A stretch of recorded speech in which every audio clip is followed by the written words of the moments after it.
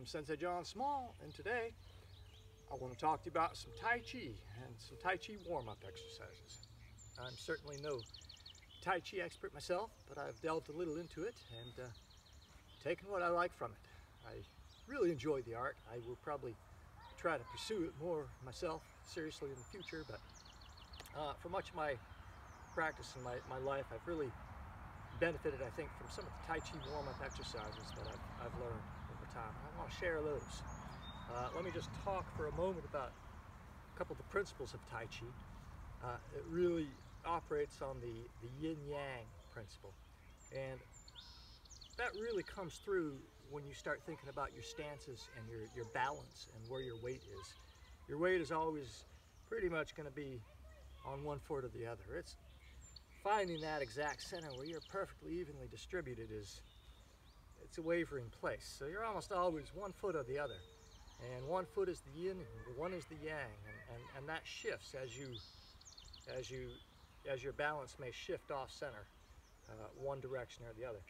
So developing an awareness, getting in tune of where exactly your balance is, one foot or the other, can be very beneficial, very useful as you get really sensitive to that. You get much more in touch with how you need to move your feet and step. And you know, when it comes to keeping your stability and your balance, knowing where and when to project that energy down into a foot can be a pretty small matter if you stay pretty stable and in control of that wavering center. And so that's one of the big benefits I've found from Tai Chi practice, is how that concept of yin and yang really gets involved with the stances. And you really notice as you begin to walk, and you take the other principle of really slowing things down. For example, if I'm walking forward into a Zenkutsudashi, and now this is hard, this is kind of a strong posture movement where I've got to kind of maintain my balance. As you know from Zenkutsu, we don't really want to bring ourselves in, we want to kind of keep our heads level, so that now I'm in kind of a strength posture here, and stepping out slowly. There's that moment of shift. There's that, you know, in this moment, before my weight's there, I can still pick it up and be defensive, but once that weight's there, I have a much harder time. I have to shift the balance back before I can pick that foot up. So being real in tune as to where that balance is, whether it's a little more on the front foot or a little more on the back foot, can be pretty important when it comes to those combat moments. But without further ado, actually let me just mention that what I've really benefited, I think, from is really being able to take these principles of Tai Chi and apply them to the Jiu-Jitsu techniques I know. Learning to really slow things down, and especially as you're learning a new technique and looking to put it into the muscle memory, slowing things down and doing very accurate to begin with, and then gradually picking that pace up. You don't find yourself learning the wrong material, having to unlearn things, and then relearn it in terms of the muscle memory the right way. So it's really a big time saver, even though going slow might seem counter to that. Start right here with this exercise, one of my favorites. Just kind of, if you imagine yourself making a ball, your ball of energy, your ball of ki, as we would call it in Japanese. That's that spiritual energy, or chi in Chinese. So you can perhaps see from the name that it's really a spiritual art in a lot of ways. So essentially I'm just kind of rotating this ball of energy around, and I'm getting some rotational action going on in my hips as I go around. But the nice thing about a lot of these exercises is it really helps you learn to bring the different moving parts of your body in harmony with one another. In other words, it's less of a rotation and a movement with my hips as I swing around, and it's more of a movement with my arms. So the hands really have to be going around. They're farther out from, if this is a circle that we're rotating around and the axis is here, the hands are farther out, so they actually have to be traveling at a faster rate of speed to reach the end of my rotation over here. Same with here. And you'll find that that concept applies in a number of these exercises where you have to change the velocity of the parts that you're moving to get them to keep up and land at the same time at the end of the movement. The other tricky thing about this is learning to visualize and keep those hands even. A lot of times people come to the end and the tendency is to close the hands up a lot, saying a lot of little parts of these movements. So you slow them down, you really kind of pay attention to how wide you're keeping the hands. And really, it's a great way to practice with the ball itself to begin with, because then you get that feel of how you want to have your hands working in this process. Like I mentioned with my stick stretching video about how deep stretching can really be quite a meditative exercise, you want to approach these Tai Chi exercises in a Zen sort of fashion too, really focusing on your breathing, like deep belly breathing as you're doing these things.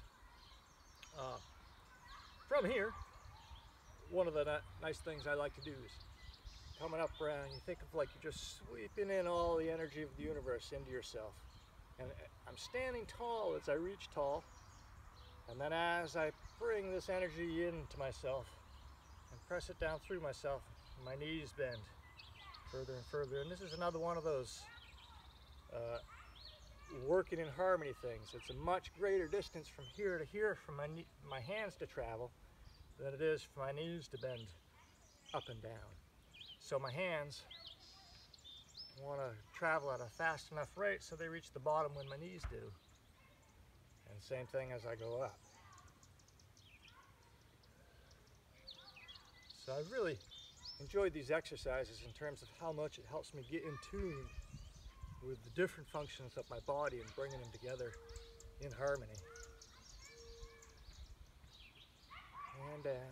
And once you've done this for a bit, reverse it.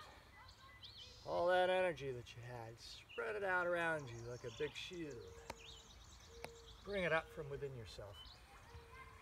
I breathe in as I bring this up, and I breathe out as I spread it around.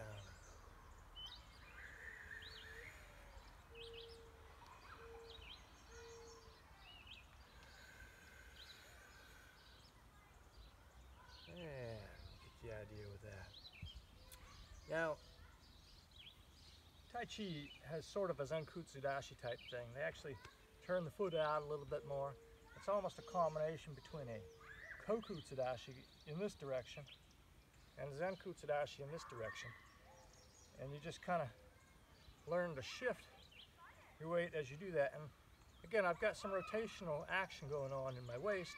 As I shift back, I'm kind of rotating back this way. And as I come forward, I'm rotating back my energy in a forward manner, bringing it back and rotating out. And these get involved into a pushing kind of exercise. Bringing the hands back, letting them be gentle and soft. And then notice I kind of circle them around right here. Kind of circle around, almost like I'm catching an opponent right here. And now I'm really going to be starting to drive off that back leg as I drive and force and push out through him in this way. Bringing the hands back, driving and pushing. I breathe in, I exhale. And I exhale.